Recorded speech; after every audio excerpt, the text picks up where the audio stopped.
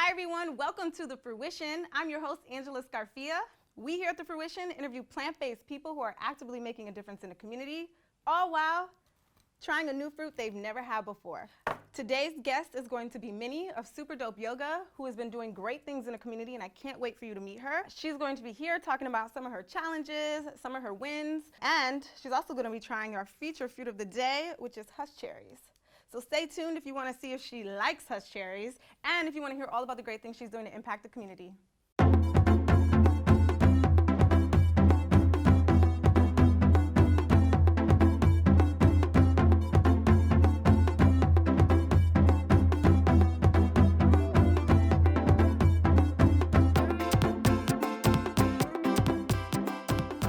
Mini, welcome to The Fruition. I am so excited to have you as my first guest on the show. You're like my friend.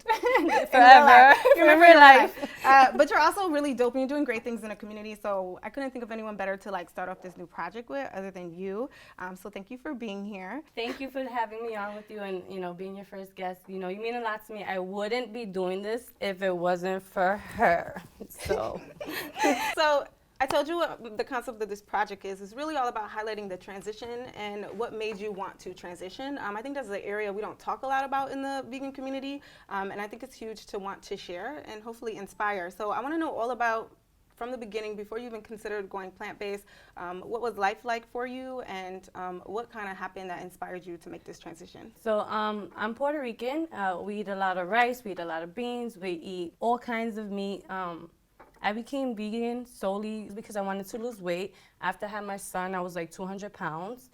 And it was hard for me to lose the weight. And I was reading, and the research said, cut out milk, cut out dairy because that has the most fat. So I just cut out dairy at first. After that, I kept researching. I'm like, well, I don't need chicken. So I cut out chicken.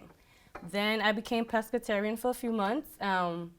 1 year after Thanksgiving, I told my aunt, who's like my mom, I'm like, listen, this is the last Thanksgiving I'm having. I'm not going to have any animal products anymore. I don't want to cause harm to another living thing or to the environment.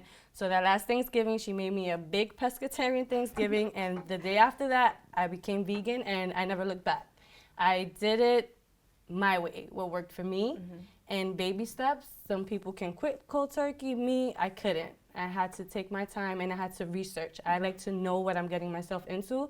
I don't like to be thrown in things, and I don't like to feel like I'm following people. I like to be a leader.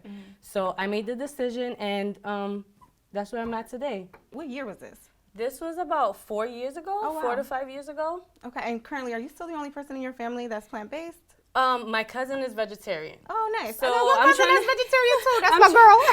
I'm like, yes! Yes, can you come vegan? Can you Like, come? yeah, we don't eat meat together. And have someone to let's go out and have this. But Right. yeah. Yeah. You ready to try this Husk Cherry? Sure. All right. So, I love this. Let me tell you something about this fruit. It is from the Dark Night family of fruits. They actually grow insanely crazy, and you can easily grow them in your backyard. So here, grab one. Okay. And you just peel the skin. So you ready to just eat this? Don't Okay. eat the paper. All right. Go. Oh, God. It tastes like frosting. I said that! It tastes like frosting. I've been trying to tell people it tastes like frosting. It tastes like a vanilla cupcake to me. Yeah, it tastes That's like what a I've been vanilla saying. I've been telling people it tastes like a cupcake. Oh, that's really good. Right! Eat more. So these can easily be found at the farmer's market now. And also, if you're about that life, you can also grow these in your backyard. One plant can bear up to 300 fruits, and it'll keep growing until they frost. No, this is really good. So tell me more about what you've been doing to impact the community, and your passion and your reasoning behind it. Okay, so I created Super Dope Yoga a long time ago in my head. I was going to yoga classes, and I felt like I wasn't represented. I was the only Spanish girl. There wasn't a lot of people of color. The only one with a body, with curly hair, and I got looks. I wasn't welcomed. So that moment, I was like, you know what? I need to do something about this. I don't want to come here. I don't want to feel outcasted. I want to feel welcomed. So I made it my mission to go get my yoga teacher certification. So I'm currently certified in three types of yoga. I have 200-hour vinyasa. I have yin yoga, which was 30 hours, and I also have prison yoga. So prison yoga was my first certification, which was very important to me. I grew up in the Bronx, and I was very much a hothead.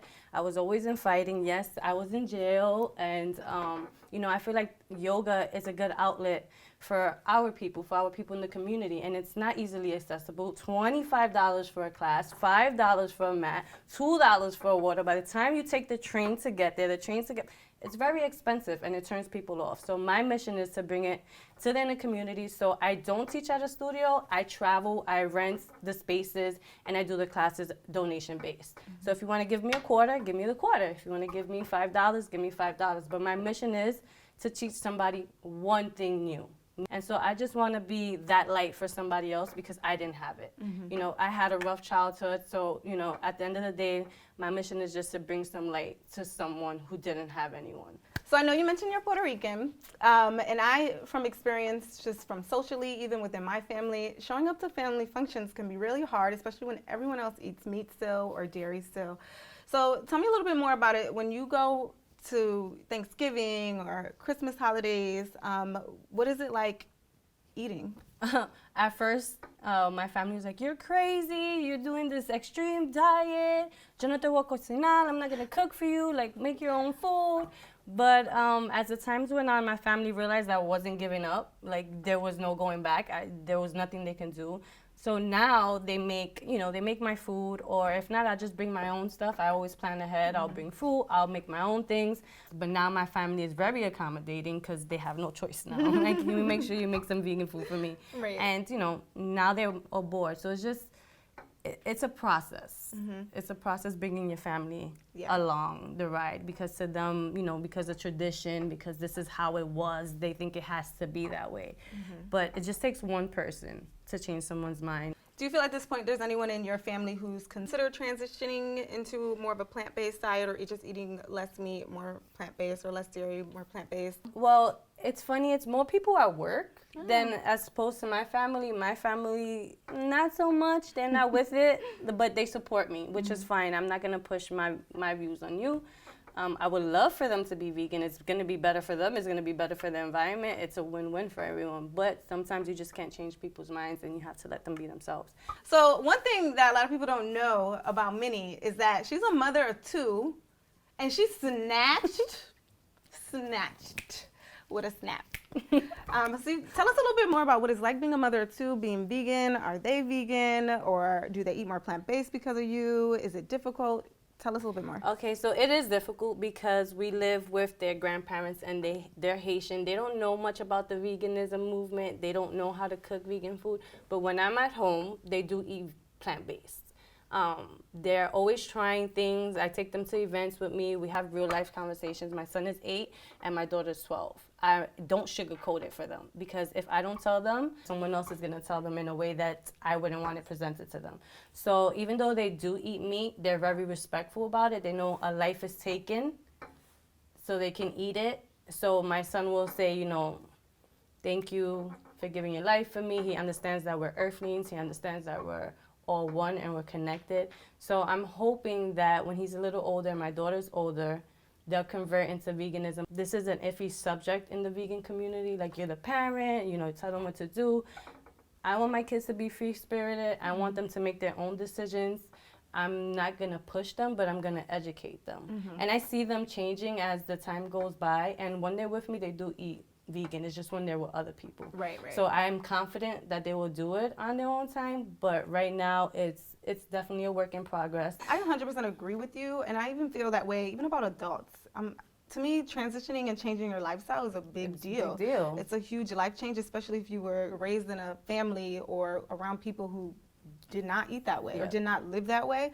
And I always tell people, start slow. You want to cut out chicken, that's fine. Yeah. I think you're saving animals. If you're eating healthier items, if you're replacing chicken with more plant-based whole foods, you're doing better for yourself and society and the universe, literally. So I think transitioning slow is huge, and I love that you keep that mission with your children. Yes. I think it's huge, and I think if more people kept that way and supported people in that transition, it would be a world of difference. Respect your body. You need to honor it, just like yoga. Everybody's path is different. You could have quit cold turkey. Yay for you. We're still on the same mission, even if it's one day out the week. I feel like that makes a difference. And I'm always rooting for the next person. I don't care if it's one meal that they made vegan or vegetarian. Yay! You know, we're getting Right. somewhere. Baby Absolutely. steps, at least for me. I agree. So for people who are interested in either working with you or knowing more about you, tell me what are some things you have coming up that you're putting out into the community? I'm super excited about this. So, like I said, I do a lot of pop-ups, donation-based classes. I always post them on my Instagram. But in 2020, I'm planning a super dope yoga tour. I'm starting off in Atlanta, and it's still going to be donation-based. I plan on hitting Miami, Cali, DC, Ohio, and any other place that wants me to come. I'm coming, and I want to spread this light. So nice. Yay. So thank you so much for sharing everything that you shared. I truly value you. I truly value everything that you're putting out into the community. I think it's amazing. You're amazing. So for everybody who's watching this who also thinks Mini is amazing, tell them where's the best way they can contact you, find you, attend your events. What's the best way they can find you? Okay, so you can find me on Instagram, superdopemin, or you can go to my website, www.superdopemin.com. So if you want to hear more, see more, you want Mini to come to you, feel free to comment under this video, as well as subscribing to my FruitTube channel. But thank you so much for being here. I love you. I love you.